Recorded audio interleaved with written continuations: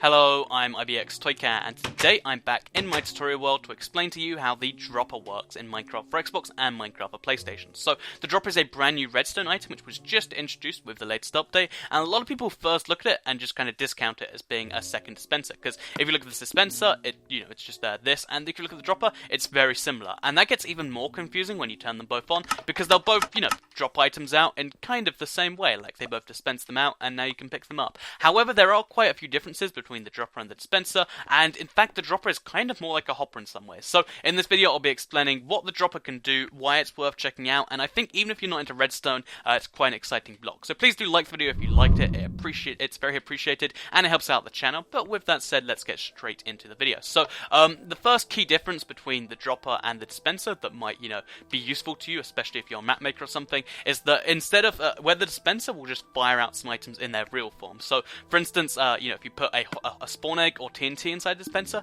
it will spawn that thing. If you put them inside a dropper, then what will happen is you'll just drop out the items. So here you can see I just got the spawn egg. However, if I did the same thing in a dispenser, just to quickly show you, instead of just getting the spawn egg in return, you'll actually get a full-on horse instead. So let me just wait until... There we go, we've got the horse. It'll just spawn out a horse instead. The same thing will be true for TNT, for splash potions, etc. So you can't just give players a spawn egg with a dispenser. That's what a dropper's first of all useful for. It's a small thing, but it's definitely worth bearing in mind for all the rest of this stuff. It's the reason random horses won't spawn in the middle of this big pipe thing. Speaking of this big pipe thing, here are three droppers in a row on the right here, and then we've got 3 dispensers on the row on the left here. If you were to, on the right here, I've got a few items in the back here, and you can slowly drop them from one chest to the other. So I can slowly take this gold nugget from one side of that to the other. So press that button, press this button, and as you can see, it slowly goes through there. That's because the dropper will actually drop into any item in front of it. So if there's a dropper in front of the dropper, it will drop into the dropper, for instance.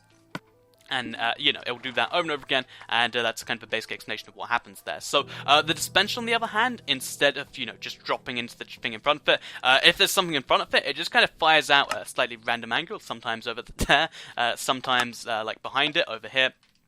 And it's not quite as useful if you want to control items going through places, or if you want them to end up in a specific place. It's kind of just, you fire them, they end up somewhere, and it's kind of the random thing about having blocks in front of them. So definitely watch out for that. With, covering this a little bit more, the dropper will also drop into other places. So for instance, you can drop items straight into a chest. So here you can see I'm dropping cobblestone slabs slowly into this chest one by one. That's 5, and then that's 6. As you can see, every time I press the dropper, it will drop an item straight into the chest. There's no noise made, it just instantly goes in there, and it's quite a cool way to do things, because although the hopper will do a similar thing, the hopper is just an always-on flow into things. So for instance, you can see here, this hopper just has a bit of coal in it, but if this hopper gets any raw beef in it, it will just instantly go into the furnace. Whereas if you have a dropper, for instance, which I do just here, you can slowly control the flow of beef into the hopper, which will then go into the furnace, which is quite a useful way to use it. It means you can, like I said, control the flow of it so that every time a redstone signal is pressed, it does something. You can make it a timed redstone signal, you can make it a pressure plate signal. So, for instance, if you really wanted to, you could have it so when you tread on a pressure plate, it activates all the furnaces in your house by activating droppers. There's cool stuff like that you can do. And one of my personal favorite things is if you put a trap chest in front of the dropper, you can make it so every time you open the trap chest, you get another golden carrot, for instance. We're using a lot of golden carrots today, don't ask why, but yeah, you can make it so every time you open a trap chest, a new item comes out. And I think that's a really cool use for it personally. Of course, people could just go cheat and either go back there or just keep spamming opening and stuff, but it is still just a cool way to kind of limit the flow of items. If it's torches or something, you can slowly do that too, and, it's just a fun way to do things in my opinion.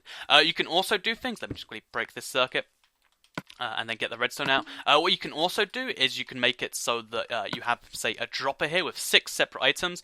You can abuse this, randomization and put stuff into a hopper by doing something like, for instance, a button here. So basically, let's say this is an adventure map. You get to pick one of these 6 items, and it's randomly picked for you. So you could get a golden apple, you could get an efficiency 5 pickaxe, you could get a horse, all these separate things, and you press the button, but you can only press it once, and then it ends up in the hopper, then it ends up in the chest. So, for instance, this time I got a splash potion of visibility, and that's just a cool thing you can do with this. With a dispenser, you could do the same randomness thing, but of course you can't end up in a chest. The same is kind of true with the dropper. You can with a time signal. So what you could do is, what I have here is every 10 seconds, this redstone loops around, and it fires out a torch at me. So as you can see here, as it just about hits, another torch. And you can also make that happen into a chest, so that every time they check this chest, there might be more torches in there, there might not be, it's just a kind of random thing, and it's a cool way to do that. Finally, they're a good replacement for the hopper if you want to have high-speed item transfer. So, the hopper, I think it only transfers like 2.5 items a second. That's not really too fast when you consider that the dropper can transfer 50 items a second. So, you could have a massive flow of, like, if you don't want to use hoppers, if you're willing to use, you know, lots of redstone, you can have a big chain of droppers which get items across really, really quickly. You can get an entire stack of items, like, across the map in, like, less than, or not across the map, but across, like, 50 blocks in less than a second, and that's an incredibly cool thing you can do there. So, I hope you enjoyed this little video discussing the dropper, what it does. Hopefully, it's encouraged you to be like, you know, I think I'm going to use the dropper. As you can see, my torch count is slowly going up here. If you did like the video, please do like it, let me know. Share it if you really liked it, and subscribe if you're new around here. I do a bunch of tutorials, which are kind of brief, kind of in-depth, like this one, and yeah, hopefully they help you out.